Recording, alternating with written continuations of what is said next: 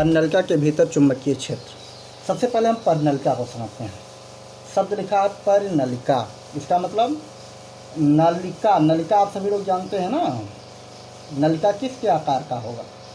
लंबवृत्तीय बेलन के आकार का, लंबवृत्तीय बेलन के आकार का, लंबवृत्तीय बेलन। बेलन नलिका कैसा है? लंबवृत्तीय बेलन के आकार का। ठीक, इसके चारों ओर, पर मतलब चारों ओर, चारों ओर किससे? चालक, चालक। नलिका के चारों ओर, के चारों ओर चालक मतलब तार जिसे कहेंगे, तार को लपेटने पर, लपेटने पर, लपेटने पर, यह लपेटने के बाद, ऐसा लिख लीजिए, लपेटने के बाद, के बाद धारा प्रवाहित करने पर, धारा प्रवाहित करने पर, करने पर यह एक चुंबक की भांति व्यवहार करता है, चुंबक की भांति व्यवहार करता है। इतना बात समझ में आ गया। अब यहाँ ध्यान दीजिए, लंबवृत्तीय जो बेलन होगा वो किसका होगा? कुचालक होना चाहिए। ध्यान रखना, ये क्या होना चाहिए? कुचालक, चालक नहीं होगा। ये क्या होगा? कुचालक। जैसे कागज़ आप ले लीजिए, कागज़ को क्या करते हैं? लंबवृत्तीय बेलन के आकार में हम क्या करते हैं? लपेट लेते हैं। किसके आकार में? लंबवृत्तीय बेलन के आकार में क्या करते हैं? लपेट लेते हैं। यहाँ ध्यान से देखिए, एक परनलिका हम बनाकर आपको दिखा रहे हैं।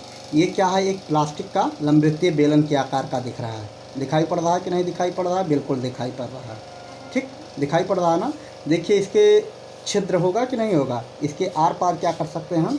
ऐसे निकल सकते हैं। देखिए दिखाई पड़ रहा है ना। तो लंबवृत्तीय बेलन नलिका होनी चाहिए और कैसा होना चाहिए? कुचालक। और इसी के ऊपर क्या लपेटते हैं हम? आप तार लपेटते हैं। क्या लपेटते हैं? तार। ये देखिए हम तार, एक वायर हम लिए हैं, एक कंडक्टिंग वायर है। इसका मतलब इसमें धारा का प्रवाह संभव है। ध्यान दीजिए, धारा का प्रवाह क्या है? संभव है। तो हम क्या करते हैं? इसमें एक तार को हम क्या करते हैं? लपेटते हैं। देखिए हम लपेट रहे हैं, दिखाई पड़ रहा है ना। ये देखिए कुछ इस प्रकार से हमने लपेटा, दिखाई पड़ा कि नहीं दिखाई पड़ा? ये क्या बनकर तैयार हो गया? आपका परनलिका बनकर तैयार हो गया। दो तार यहाँ निकले हैं कि नहीं निकले हैं? एक तार आपका इधर निकला हुआ है, एक तार इधर निकला हुआ है। दिखाई पड़ रहा है ना। इन दो तारों में हम क्या करते हैं? यहीं से हम क्या, किसका कनेक्शन कर देते हैं? बैटरी का। किसका कनेक्शन कर देते हैं? बैटरी का। अगर हम क्या करें? कनेक्शन कर दें और इसको स्वतंत्र पूर्वक हम लटका दें। किस प्रकार? स्वतंत्र पूर्वक ऐसे बांध कर क्या करें? हम लटका दें। तो किसकी भांति ये व्यवहार करेगा? एक चुंबक की भांति। जैसे चुंबक आपका उत्तर दक्षिण दिशा में ठहर जाता है, ठीक उसी प्रकार परनलिका भी क्या होगा? उत्तर दक्षिण दिशा में क्या होगा? ठहर जाएगा। तो इसकी चित्र कौन सबसे पहले बनाते हैं? देखिए शब्द लिखा हुआ नलिका, तो ये परनलिका होगा। नलिका के चारों ओर देखिए लंबवृत्तीय बेलन के आकार का चित्र अभी हमने दिखाया है। एक हमारे पास एक नलिका थी, उसको हमने देखी ये बनाया गया, दिखाई पड़ रहा है, ये बन गया। ठीक, अब इस पर क्या करते हैं? जब ये बन गया तो इस पर क्या लपेटते हैं हम सभी लोग? वायर लपेटते हैं। क्या लपेटते हैं? तार। ये देखिए हम तार लपेट रहे हैं। ध्यान से देखिए, ऐसे कुछ बात समझ पा रहे हो? ये 3D आकृति में है। चूँकि यहाँ पर हम 3D आकृति बनाने में असमर्थ हैं, इसलिए आप समझने का प्रयास करिए। ठीक, ये देखिए अब इसमें क्या प्रवाहित करते हैं? धारा आई, धारा आई प्रवाहित करते हैं। अगर इसमें धारा आई प्रवाहित करोगे तो निश्चित रूप से इधर भी धारा आई आउट होगा अनिवार्य रूप से। कुछ बात समझ में आया? ये देखिए ऐसे गया, फिर ये हुआ, फिर ये ऐसे जाएगा, फिर ये ऐसे जाएगा। बात समझ पा रहे हो ना? ये ऐसे आएगा, फिर ऐसे घूम कर ये ऊपर जाएगा। ऐसे ऐसे क्या होगा? धारा इसमें प्रवाहित होगा। और इसमें जब हम क्या करते हैं? करंट जोड़ देते, सॉरी एक बैटरी जोड़ देते हैं। देखिए एक बैटरी जोड़कर इसको क्या करते हैं? कहीं हम स्वतंत्र पूर्वक ऐसे बांध कर लटका दें। स्वतंत्र पूर्वक क्या करें? इसको हम बांध कर ऐसे लटका दें। देखिए स्वतंत्र पूर्वक हमने बांध कर क्या किया? लटका दिया। जब इसको स्वतंत्र पूर्वक लटका देंगे पूरी व्यवस्था को, तो एक सिरा उत्तर दिशा में, दूसरा सिरा साउथ दिशा में स्वतः ही क्या होगा? घूमकर ठहर जाएगा। इसका मतलब परनलिका एक किसकी भांति व्यवहार करता है? चुंबक की भांति व्यवहार करता है। तो शायद आप नलिका का चित्र समझ में आ गया होगा। तो सबसे पहले आप क्या करिएगा, हेडिंग के बाद आप तथ्यों को लिखने के बाद चित्र बनाइएगा। क्या करिएगा, चित्र बनाइएगा। अब चित्र जब बनाइएगा तो इसी चित्र के कारण, इसी चित्र में जो बना है, इसी पन्नलिका के भीतर आपको क्या ज्ञात करना है, चुंबकीय क्षेत्र ज्ञात करना है। क्या ज्ञात करना है, चुंबकीय क्षेत्र ज्ञात करना है। तो ध्यान दीजिए, आपके सामने एक पन्नलिका बनाया गया है जिसकी संपूर्ण लंबाई मान लेते हैं कितनी है, यल। संपूर्ण लंबाई क्या मान लेते हैं हम, यल। कितना मान लेते हैं, यल लंबाई मान लेते हैं। ठीक। अब चूंकि इसमें कुछ आप जैसे ये पन्नलिका है तो पन्नलिका का अपना लंबाई होगा, त्रिज्या होगा, इसको क्या करते हैं हम सभी लोग विचार कर लेते हैं। ठीक। तो यहाँ पर अगर ध्यान दिया जाए तो इसके भीतर क्या मतलब होता है, अक्ष। अक्ष देखिए, नॉर्थ और साउथ को मिलाने वाली रेखा, ये क्या होगा, अक्ष होगा। इस अक्ष पर आपको बीचों बीच क्या ज्ञात करना है, चुंबकीय क्षेत्र ज्ञात करनी है। एक बिंदु P है जिस पर हमको क्या ज्ञात करनी है, चुंबकीय क्षेत्र ज्ञात करनी है। तो इसके बीचों बीच अक्ष पर हमें चुंबकीय क्षेत्र ज्ञात करने के लिए थोड़ा सा नियम आपको समझना होगा, क्योंकि ध्यान रखिए हमें यहाँ नियम जो इस्तेमाल करेंगे, हम एम्पियर का परपथीय नियम का क्या करेंगे, उपयोग करेंगे। किसका नियम इस्तेमाल करेंगे, एम्पियर के परपथीय नियम का उपयोग करके हम इसको सॉल्व करेंगे। तो आइए देखते हैं।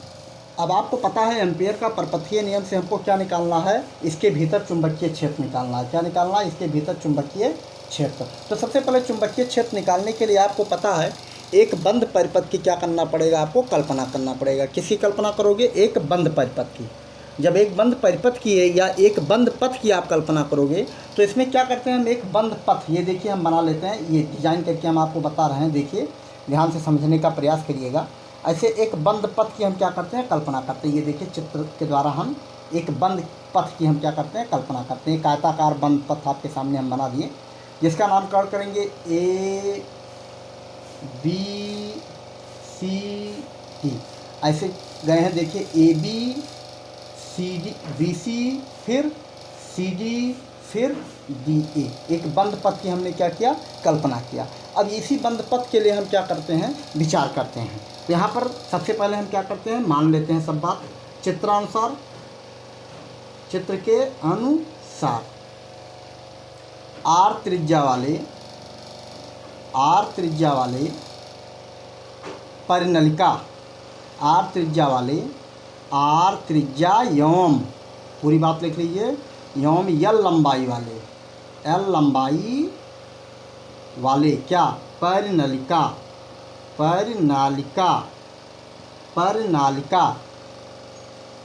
पर फेरों की संख्या प्रति एकांक लंबाई में किसकी संख्या, फेरों की संख्या कितनी है, n है, स्मॉल n है। प्रति एकांक लंबाई की हमने बात किया है, n है। अतः यहीं पर हम विचार करके कह सकते हैं कुल फेरों की संख्या क्या हो जाएगी, कुल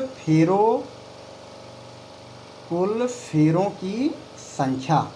दैनिक लाइफ में आप सभी लोग देखे होंगे, जब आपका पंखा जल जाता है तो बाइंडिंग कराते हो। बाइंडिंग में क्या लगाया जाता है, वायर, फेरे लगाए जाते हैं। फेरों की संख्या जब बढ़ जाता है तो आपके पंखे या मोटर की कार्य क्षमता क्या होती है, बढ़ जाती है। तो कुल फेरों की संख्या क्या हो जाएगी, यहाँ ध्यान दीजिए, प्रति एकांक लंबाई में फेरों की संख्या हमने क्या माना, n। इसका मतलब कुल फेरों की संख्या हम कैपिटल N से रिप्रेजेंट करते हैं। तो कैपिटल N बराबर हो जाएगा n इंटू L। एकांक लंबाई पर फेरों की संख्या n है तो कुल लंबाई में n इंटू L हो जाएगा। इस पर अभी हम आगे और डिस्कशन जारी रखेंगे, परंतु अगर इस पर हम विचार करें तो सबसे पहले हमें विचार करना होगा चित्रानुसार हम क्या किए हैं, ये चीज़ मान लिए। अतः एक बंद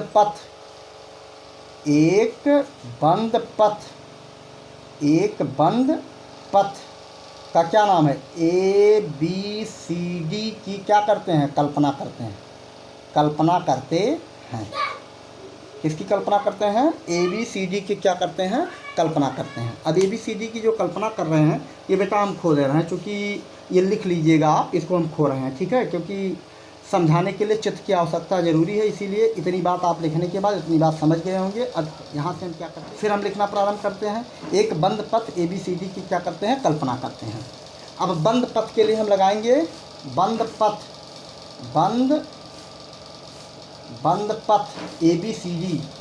ABCD के लिए के लिए कौन सा नियम लगाएंगे? एम्पेयर का परपथीय नियम। एम्पेयर का कौन सा नियम? परपथीय नियम। एम्पेयर का परपथीय नियम से हम लिख सकते हैं। ध्यान दीजिए, परपथीय नियम के लिए आपको ज़रूरी है कि पथ कैसा हो? बंद हो। तो क्लोज इंटीग्रेशन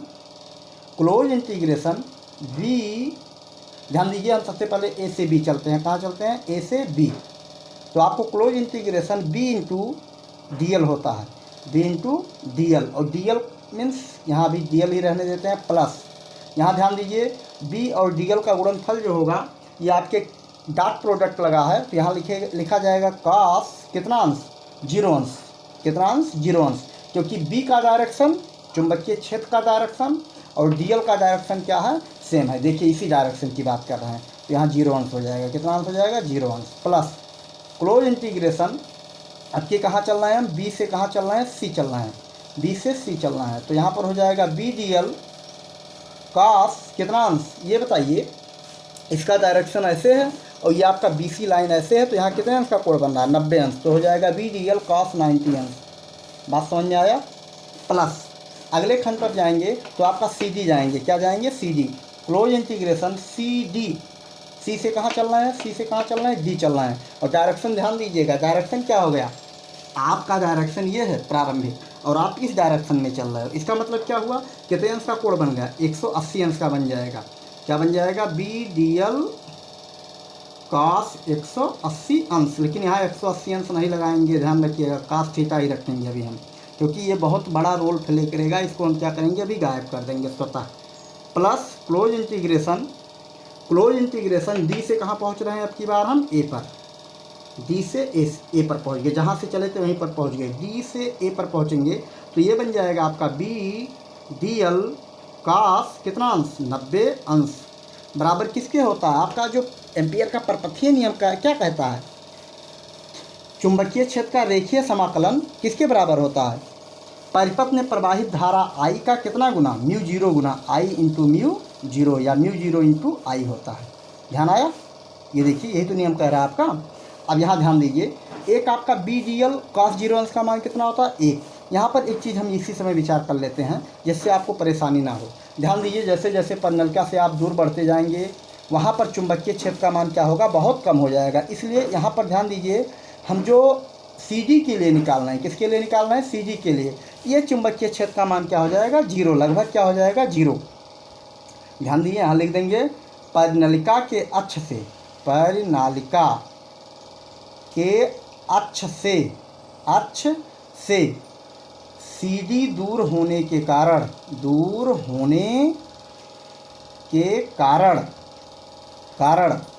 चुंबकीय क्षेत्र का मान क्या हो जाएगा? यहाँ पर सी डी पर बी का मान क्या लेंगे? बी का मान लगभग क्या लेंगे? 0 लेंगे। 0 होगा, लगभग 0 होगा, 0 ना कहा जाए, मान लगभग क्या होगा? 0 होगा, लगभग 0 होगा।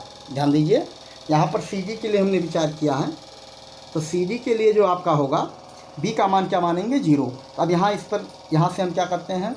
तुरंत इसको हटा देते हैं, उसके बाद सब वैल्यू अब यहाँ पर प्लेस कर देते हैं। तो ध्यान दीजिए, अब बहुत दिक्कत हो वाली बात नहीं है, लगभग हम प्रॉब्लम को पूर्ण रूप से हल कर चुके हैं। अब केवल वैल्यू प्लेस करना है। कॉस 0 अंश का मान कितना होता है? 1। तो इसका मतलब हो जाएगा, ध्यान दीजिए, ए बी क्या लिखे हो? ए बी, और ए बी लेंथ कितना माने हो? प्रारंभिक लेंथ इसका कितना माना गया? यल, यही तो यल था, यल लेंथ मान रखते हैं। तो इसको हम कह सकते हैं डी एल का क्लोज इंटीग्रेशन करेंगे, क्या हो जाएगा? यल हो जाएगा। इसका मतलब हो जाएगा बी एल प्लस, यहाँ ध्यान दीजिए, ये क्या हो जाएगा आपका? यहाँ cos 90 अंश का मान क्या होता है? 0। cos 90 अंश का मान 0। फिर आगे देखिए, इसको हम स्वतः ही 0 मान रखे हैं। ये देखिए, यहाँ पर देखा जाए तो डी से ए चल रहे हो, कहाँ से चल रहे हो? यहाँ पर भी 90 अंश हो जाएगा, तो इसको भी 0 मान लेते हैं। बराबर क्या हो जाएगा? म्यू जीरो आई। तो यहाँ से बी बराबर क्या मिला? यहाँ ध्यान दीजिए, यहीं कंफ्यूज मत होइएगा। ए बी का लेंथ कितना है? ए से बी तक का लेंथ कितना है? डी एल का क्लोज इंटीग्रेशन करेंगे, यल आएगा, और यल ए से बी चल रहा है, तो ए से बी तक की दूरी हमने क्या माना? यल। तो यहाँ से हो जाएगा, तो बी बराबर क्या हो जाएगा? म्यू जीरो आई अपान यल। इस प्रकार से आपका फार्मूला बनकर तैयार। क्या बन गया? ये फार्मूला बनकर तैयार। B equal mu zero I अपान यल, क्या बन गया, सूत्र बनकर तैयार। इस प्रकार से अगर आपको स्पष्ट दिखाई नहीं पड़ रहा था, यहाँ पर देख लीजिए B इक्वल हो जाएगा म्यू जीरो आई अपान यल, ये आपका सूत्र बनकर तैयार। अब आगे विचार करते हैं, फेरों की संख्या को हम क्या करते हैं, इस पर हम विचार करते हैं। तो विचार करते हैं, ये फेरों की कुल संख्या कितनी है, कैपिटल N है, कैपिटल N है। अतः कुल चुंबकीय क्षेत्र क्या हो जाएगा, कुल चुंबकीय क्षेत्र आपका सूत्र बना था B बराबर आप पाए थे म्यू जीरो आई अपान यल। ध्यान आया, चूँकि N फेरे हो, एक फेरा होगा, दो फेरा, तीन फेरा, जितने फेरे होंगे उतने चुंबकीय क्षेत्र का मान क्या होगा, बढ़ जाएगा। और प्रारंभ में हम निकाले थे N बराबर आपका मिला था, क्या मिला था, L इंटू N। ध्यान आया, कुल फेरों की संख्या जो होगा N इंटू L हो जाएगा। तो यहाँ पर हम क्या करते हैं, प्लेस कर देते हैं। तो mu zero I L small n अपान यल, यल क्या हो गया, कैंसिल। तो फार्मूला आपका हो जाएगा B इक्वल हो जाएगा म्यू जीरो आई एन। यही आपका क्या हो गया, परनलिका के भीतर चुंबकीय क्षेत्र का क्या बन गया, सूत्र बन गया। ध्यान दीजिए, परनलिका के भीतर चुंबकीय क्षेत्र का क्या बन गया, सूत्र बन गया। और एक चीज़ ध्यान रखिएगा, यहाँ पर स्पष्ट आपको दिखाई पड़ रहा है, ना इसमें लंबाई है ना कोई त्रिज्या है। तो हम कह सकते हैं यहाँ पर अगर इस सूत्र से बात करें तो परनलिका के भीतर चुंबकीय क्षेत्र जो होता है, परनालिका के भीतर चुंबकीय क्षेत्र का मान, चुंबकीय क्षेत्र का मान लंबाई व पृष्ठीय क्षेत्रफल पर निर्भर नहीं करता है, पृष्ठीय क्षेत्रफल पर निर्भर नहीं करता है। अगर इसको ध्यान से देखें तो आपको स्पष्ट पता चल रहा है कि इसमें ना लंबाई है ना आपका पृष्ठीय क्षेत्रफल है। इसका मतलब परनलिका के भीतर चुंबकीय क्षेत्र जो है केवल धारा और फेरों की संख्या पर क्या करता है, निर्भर करता है। आइए देखते हैं विशेष स्थिति की बात। सूत्र निकाला है वो अक्ष पर निकाला है। अक्ष पर जो चुंबकीय क्षेत्र का फार्मूला मिला था B इक्वल पाए थे म्यू जीरो एन आई। ध्यान आया ना, अभी पाए थे आप, अक्ष पर पाए थे। इस वाले रेखा पर कहीं भी आप पा सकते हो, परंतु अगर विशेष पॉइंट्स P पर अगर आपको निकालना हो, कोई परनालिका है, ये परनालिका लंबवृत्तीय बेलन के आकार का दिख रहा है, और अगर आपको बीचों बीच बिंदु P पर निकालना हो, बीचों बीच कहाँ निकालना हो, बिंदु P पर निकालना हो, तो चुंबकीय क्षेत्र का मान क्या होगा। और ध्यान दीजिए, अगर इस सिरे को मिलाए तो ये बीटा कोण बना रहा है, ये कितना बना रहा है, ये अल्फा कोण। तो इसके लिए फार्मूला होता है, ध्यान दीजिए, P पर चुंबकीय क्षेत्र, इस स्थिति के लिए ध्यान दीजिए, बीचों बीच की बात करेंगे तो B बराबर होता है आपका mu zero N I by two into cos alpha minus cos beta. ये आपका स्पेशल फार्मूला है, इसको ऐसे ही आप जान लीजिए, रेडीमेड फार्मूला समझिए, ठीक। तो P पर चुंबकीय क्षेत्र का सूत्र लगेगा B equal mu zero N I by two cos alpha minus cos beta. अगर हम ये पहले केस की हमने बात किया है, ये आपका फार्मूला होता है। परंतु अगर हम सेकंड केस की बात करें, यदि अनंत लंबाई का हो, कैसी लंबाई हो, यदि परनालिका कैसी हो, यदि परनालिका अनंत लंबाई की हो, अनंत लंबाई की हो, अनंत लंबाई की हो, तो इस केस में हम अल्फा बराबर क्या रखेंगे, ध्यान दीजिए 0 अंश, अल्फा बराबर क्या रखा जाएगा, 0 अंश, ठीक। और बीटा बराबर क्या प्लेस किया जाएगा, 90 अंश, लगभग कितना अंश, π/2 या 90 अंश। तो आपका ये फार्मूला बन जाएगा, B इक्वल हो जाएगा आपका mu zero N I upon two cos alpha की वैल्यू क्या रखेंगे, 0, ये 1 हो जाएगा, कास बीटा की वैल्यू रखेंगे π/2, 90 अंश, ये 0 हो जाए, ये 1 हो जाएगा, ये 0। इसका मतलब ध्यान दीजिए, अनंत लंबाई का यदि कोई परनालिका है तो उसके बीचों बीच चुंबकीय क्षेत्र का मान B इक्वल हो जाएगा mu zero N I by 2, ठीक। इस तरह से आपके दो विशेष स्थितियों का भी आपने अध्ययन पूर्ण कर लिया। धन्यवाद। एक और इसमें अभी आपको टोराइड के कारण चुंबकीय क्षेत्र का अध्ययन करना है, इसका भी इसी समय हम क्या करते हैं, निगमन कर देते हैं। से संदर्भित लास्ट टॉपिक हम पढ़ाने जा रहे हैं, जिसका नाम है टोराइड के कारण चुंबकीय क्षेत्र। टोराइड आपका इंग्लिश शब्द है, जिसका हिंदी में अर्थ लिया जाता है सिरेविहीन परनलिका। सिरेविहीन परनलिका आप देखे होंगे दैनिक लाइफ में, आप सभी लोग ट्यूब देखे हो कि नहीं देखे हो। ट्यूब में हवा भर दीजिए तो कैसा आकार बना लेता है, ये देखिए ट्यूब का आकार, देखिए ये देखिए कुछ समझ में आया कि नहीं आया गोविंद? हाँ, हम आपको चपर ताले में देखे हैं। आप जो है ट्राली के पहिए का ट्यूब निकाल कर पानी भरकर, चपर ताल जो है उसमें बहुत ज़्यादा पानी भरा है, उसके ऊपर आप तैर रहे थे, हमने देखा है। कुछ समझ में आया? ये क्या है आपका? एक ट्यूब है। इसमें क्या भर दिया जाए? लबालब हवा भर दीजिए। लबालब क्या भर दीजिए? हवा।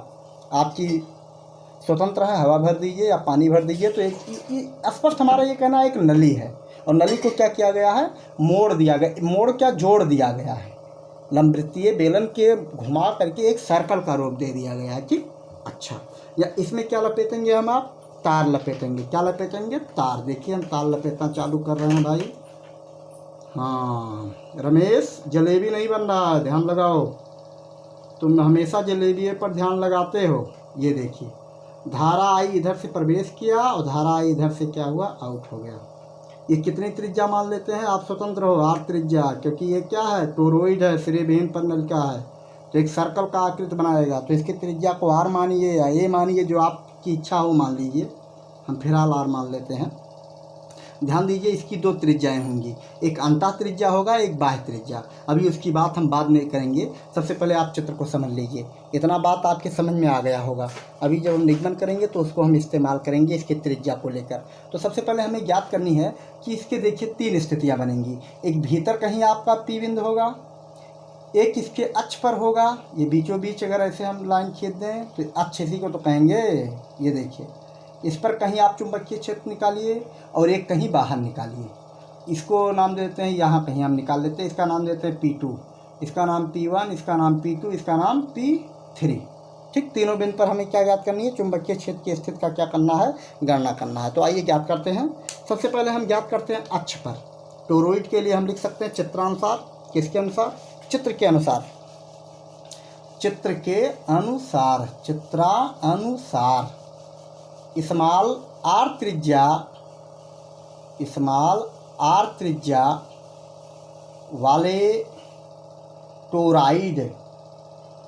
टोराइड, कहीं ये शब्द और सुने होंगे, कोराइड सुने होंगे, मानोडेथ में इस्तेमाल किया, लेकिन यहाँ टोराइड है, ध्यान रखना। टोराइड में फेरों की संख्या कितनी है? स्मॉल n है। कितनी है? स्मॉल n है।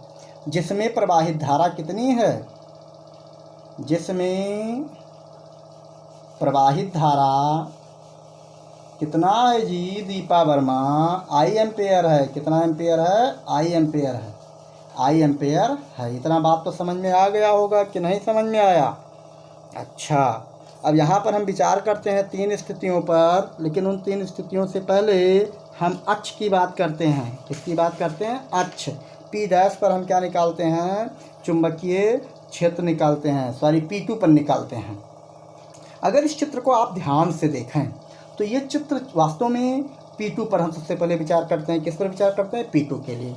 P2 पर चुंबकीय क्षेत्र निकालना है। किस पर निकालना है गोविंद? P2 पर। तो P2 पर चुंबकीय क्षेत्र निकालना है गोविंद। तो आपको पता है कि P2 जो है यहाँ से कितनी दूरी पर है? सेंटरों से R दूरी पर। कितनी दूरी पर है? R दूरी पर। बिल्कुल दिख रहा है ना? ये देखिए R दूरी पर, यही तो है। सर्वत्र क्या होती है? त्रिज्या क्या होती है? इसकी समान होती है। तो इसके लिए आपको बंद पथ की क्या करना होगा? कल्पना करना होगा। तो बंद पथ वैसे बना दिख रहा है। क्यों दिखाई पड़ रहा है शीतल चौधरी कि नहीं दिखाई पड़ रहा है? अच्छा, बिल्कुल दिख रहा है ना? हाँ, स्पष्ट दिख रहा है कि एक बंद पथ है। अच्छा, अगर ये बंद पथ है तो अर्चना सिंह बताइए, आंचल सिंह बताइए, अगर बंद पथ है तो हम कौन सा सूत्र से चुंबकीय क्षेत्र हम निकालते हैं? किसके नियम से? हाँ, एम्पेयर के परपथीय नियम से। तो P2 पर चुंबकीय क्षेत्र किसके नियम से? एम्पेयर के नियम से। एम्पेयर का नियम क्या कहता है? किसका इंटीग्रेशन? चुंबकीय क्षेत्र का कौन सा समाकलन? रेखीय समाकलन। देखिए, चुंबकीय क्षेत्र का रेखीय समाकलन, या कहिए चुंबकीय क्षेत्र का क्लोज इंटीग्रेशन किसके बराबर होता है? μ0 × I के बराबर होता है। इतनी बात तो आपके समझ में आ रहा होगा। कि नहीं आ रहा है? राम प्रसाद, क्या बात समझ में आ रहा है? बिल्कुल आ रहा होना चाहिए। अच्छा राम प्रसाद, तो हम इस पर और आगे अगर बात करें तो इसको हम ऐसे लिख सकते हैं कि नहीं लिख सकते हैं? क्लोज इंटीग्रेशन डीएल बराबर हो जाएगा mu zero into I.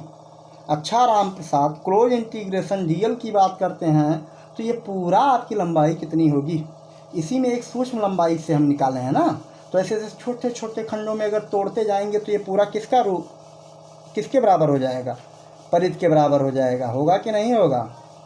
2 pi are के बराबर होगा कि नहीं होगा? बिल्कुल होगा। होगा कि नहीं होगा? बिल्कुल होगा। ये क्लोज इंटीग्रेशन डीएल अगर किसी भी वृत्त में आप सर्कल में बात करते हो तो हमेशा परिध के बराबर हो जाएगा। तो b into 2 pi R equal हो जाएगा mu zero I by I. इस प्रकार से इतना बात समझ में आ गई होगी। जिसके ना समझ में आया हो वो बच्चा अपना हाथ उठावे। हमको तो दिखाई नहीं पड़ रहा है लेकिन हाथ कोई उठा नहीं रहा है। हाँ, बहुत से बच्चे हाथ उठाए हैं। अच्छा, तो b इक्वल क्या होगा यहाँ से विनीता? b इक्वल क्या होगा बेटा? b इक्वल हो जाएगा आपका mu zero I upon 2 pi R. 2 pi R ये किसका फार्मूला है? सोच कर बताइए, ये किसका फार्मूला है? चुंबकीय क्षेत्र के लिए फार्मूला है। किस बिंदु पर? P2 पर। किस बिंदु पर? P2 पर हमने निकालना है। किस पर निकाला है? P2 पर। थोड़ा सा यहाँ पर और विचार करना है, क्योंकि फेरों की संख्या हमने क्या मान रखा है? Small m। और यहाँ हमने एक चीज़ लिखना भूल गए। हमें वास्तव में लिखना चाहिए था, क्या लिखना चाहिएगा? प्रति एकांक लंबाई में फेरों की संख्या पर विचार करनी चाहिए थी। थोड़ा सा आइए और खुद बुझाते हैं। तो खुद बुझाओगे तो आपको पता है ये फेरों की संख्या क्या दी गई है। वास्तव में स्मॉल n ना कह के कैपिटल N कहना चाहिए था। क्या कहना चाहिएगा? Capital N। और कैपिटल N जो होता है कुल फेरों की संख्या बताती है।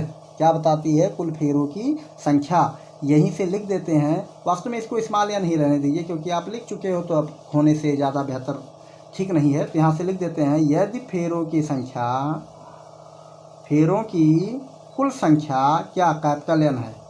क्या है? Capital N। तो b बराबर हो जाएगा mu zero N I upon 2 pi R. कुछ बात समझ में आया कि नहीं आया? राम प्रसाद, बात समझ में आया कि नहीं आया? इस प्रकार से ये आपका P2 पर कोई भी, यहाँ ये बीच में जो हम डाक दर्शाए हैं उस पर चुंबकीय क्षेत्र का फार्मूला बन जाएगा आपका। b इक्वल हो जाएगा आपका, अगर स्पष्ट आप ध्यान से देखें तो हो जाएगा b इक्वल हो जाएगा mu zero N I upon 2 पाई। विचार करें तो आपको पता है कि ये इसमें 2 त्रिज्याएँ होंगी। एक आपका इस वाले रेखा से होगा जिसका नाम होगा R1, एक दूसरा आपका होगा जिसका नाम है R2। इस प्रकार अगर देखा जाए चित्र से हम कह सकते हैं R बराबर आपका हो जाएगा R1 plus R2 by 2। R1 आंतरिक त्रिज्या और बाह्य त्रिज्या को जोड़कर क्या करते हैं? 2 से भाग लगा देंगे, तब जाकर आपको स्मॉल r की वैल्यू पता चलेगी। इस प्रकार आपका सूत्र हो जाएगा b इक्वल, अभी आप पाए थे, अगर दिमाग लगाएं तो आपका सूत्र आया था mu zero capital N I upon 2 pi r की जगह पर क्या रख देंगे? यहाँ से R1 प्लस R2 बाई 2। ये फार्मूला बनकर तैयार हो जाएगा। इसका मतलब 2 आपस में कैंसिल हो जाएगा, तो आपका फार्मूला बन जाएगा mu zero capital N I upon pi into R1 plus R2। यह आपका चुंबकीय क्षेत्र के लिए क्या हो गया? फार्मूला हो गया। अच्छा, आइए अब इसके भीतर और बाहर की बात करते हैं। इसके भीतर और बाहर की बात करते हैं। ध्यान दीजिए, इसके भीतर और बाहर की अगर बात करोगे तो दोनों स्थितियों पर भीतर व बाहर चुंबकीय क्षेत्र का मान 0 होगा। क्या होगा? 0 होगा। क्या होगा? भीतर व बाहर चुंबकीय क्षेत्र का मान क्या होगा? 0 होगा। ध्यान दीजिए, भीतर व बाहर चुंबकीय क्षेत्र का मान क्या होगा? 0 होगा। क्यों 0 होगा? क्योंकि बाहर और भीतर I का मान, क्योंकि I का मान क्या है? 0। ध्यान दीजिए, वहाँ पर कोई धारा नहीं बह रहा है, ना अंदर ना बाहर। आई का मान क्या होगा? 0 होगा। अगर आई का मान 0 हो जाएगा तो बी का मान स्वतः ही क्या हो जाएगा? सो बी इक्वल क्या हो जाएगा? 0 हो जाएगा। बी इक्वल क्या हो जाएगा? 0। भीतर और बाहर चुंबकीय क्षेत्र का मान क्या होगा? 0 होगा। इस प्रकार से ये अभ्यास थ्योरेटिकली रूप से हम पूर्ण कर चुके हैं। धन्यवाद।